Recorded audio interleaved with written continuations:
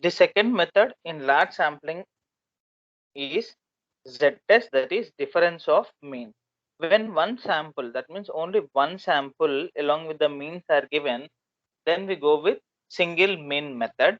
And when two samples are given, that means if there is a comparison between two groups like boys and girls, with both the sections or both the cities or both the countries, if we are trying to compare two different types of groups, then we go with a method which is called as difference of means. And this is also done when both the samples are greater than 30. That means both the samples should be large sampling only. So now let's move on to the problem. Here there is a situation that, let's see this. In order to make a survey of buying habits, two markets A and B are chosen at two different parts of a city. Now, 400 women shoppers are chosen at random in market A. Their daily average expenditure on food is found to be 250 rupees with SD of 40 rupees. And it is with rupees 220 and 55 respectively in market B. There also 400 women shoppers were chosen. Now test 1% at level of significance whether the average daily food expenditure of both the populations of shoppers are equal. What is the situation over here? See, uh, in this problem, there are two markets have been chosen, market A and market B. In both the markets, women shoppers were been selected. How many women shoppers were been selected here? In the market A 400 and market B also 400 women who are been selected. And what did they do for these 400? They try to find out their shopping habits. That means their expenditure on food, how much they are spending on the average. So the first group of 400 women, on the average, they are spending how many rupees, man? They are spending 250 rupees and with a standard deviation of 40. That means in and around 250 rupees, but not exactly 250. For 400 women, the average they got it as 250. And in the market B, again 400 women were selected and their answers was how much here? It was 220 rupees on the average. The first group is having 250, second group is having 220 rupees to be spent. Now, basing on this information, what is asking us to find out whether the daily food expenditure of the two population of shoppers is equal, whether it is equal or not. He himself is saying it is equal. Let us take one more statement as not equal. Let us find out whether both the expenditure of market A and B is equal or not. So before solving this one, let us identify how many values are given in our problem. So see here, how many samples are given? First sample is 400 women and second sample again there are 400 women were selected. Now the average expenditure of first group is how much here? It is 250 rupees and the second group expenditure is 220 rupees. Standard deviation of first group is 40 rupees and standard deviation of second group is given as 55 rupees is given. So this is how the values are given. Now basing on this, by seeing these values, we can confirm that this is not a problem of single mean. Why? Because we require only 4 values in single mean, but here there are more than 4. So that means this is not a problem of single mean. Now I need to that means we have the next option which is called as difference of means. And here you can write down that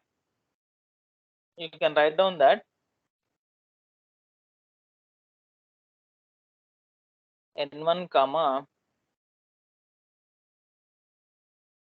both are greater than 30. That means what? It's a large sample, large sampling problem. Now we have next step, that is what?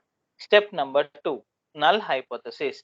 Null hypothesis, when you are comparing both the groups, I have to write both of them are equal only. Whether the statement in the question might be given in any form, though they are saying it is not equal also, but in null hypothesis we have to take that as the equal only.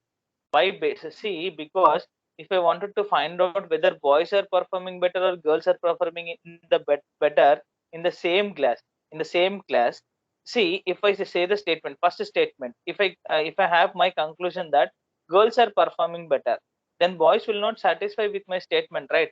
Why not, sir? We are also performing in the better way only. Then why do you say the statement? That means you are biased towards the other group. So the researcher should not be biased to one group. He should be unbiased. That means you have to be a generalized that all are performing only. So now, by basing on this problem, I'll take the same statement. The average daily food expenditure of the two population of shoppers is equal. When you are saying equal, we'll have equal symbol in H naught. Then what is the alternative hypothesis? Says that alternative hypothesis and counter statement. Then the same thing will become shoppers is not equal. Is not equal.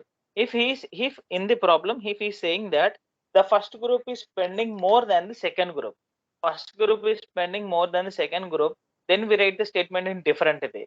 Anyways, we'll discuss the same problems also. Now, since they are saying that the food expenditure is not same, then simply what do we have?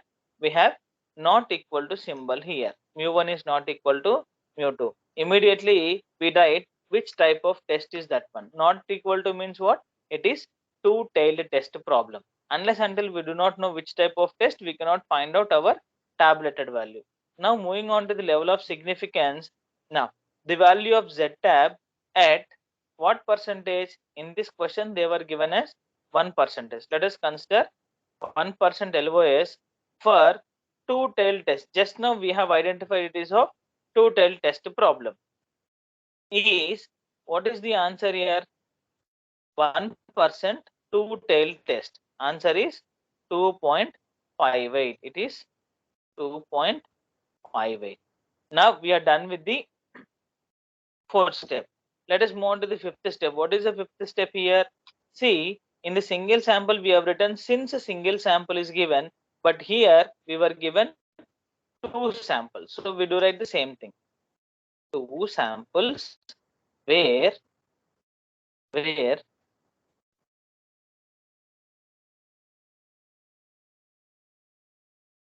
two samples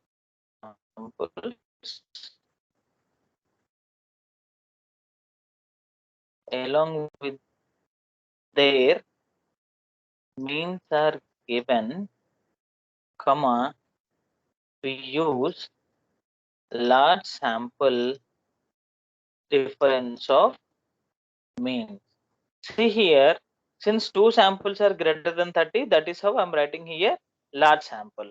Okay, so difference of means method. Difference of means method. Now simply copy down the formula of this difference of means method. Why? Because we have to know which formula to be used, what all the values has to be substituted over there. So simply substituting the formula here.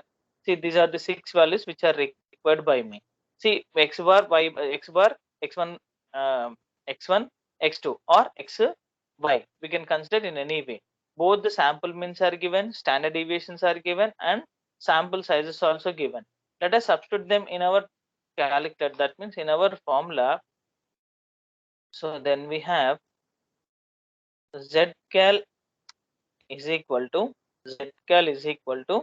now let us write numerator x bar minus y bar. That means x1 bar minus x2 bar is how much here? Here 250 minus 220. 250 minus 220. This is numerator divided by now what is that we are having in the denominator here? Under square root, completely under square root. Under square root the first expression sigma 1 square by n1. Sigma 1 square by n1 means what? What is the first sigma we were given here? 40 and second one is 55. So it is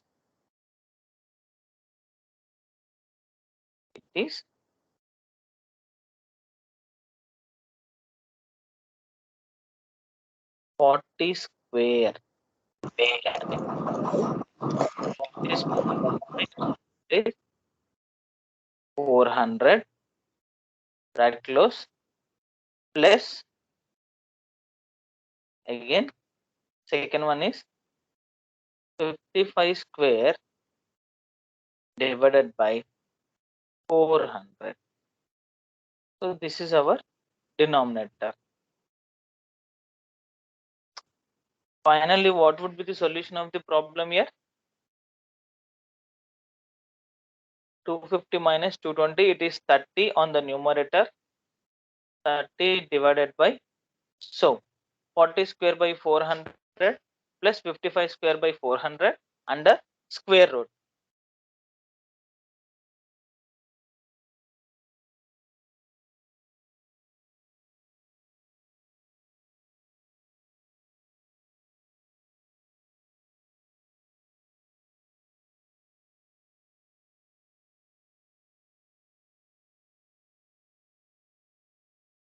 Is anyone doing the calculation?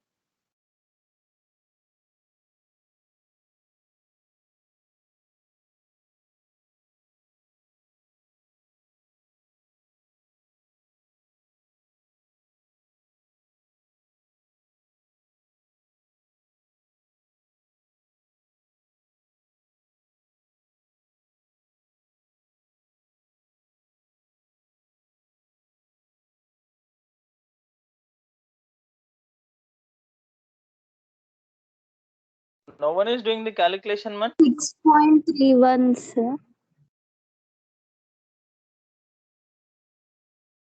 It is 6.31. Yes, sir. Okay, let me take 6.31. 6.31 means our calculated answer is 6.31. So Z calculated is how much? 6.31. And what is our tabulated answer? Our tabulated answer is 2.58, right? So now our answer is greater than tabulated answer. That means what? By comparing calculated value with the tabulated, Zcal is greater than Ztab. So we reject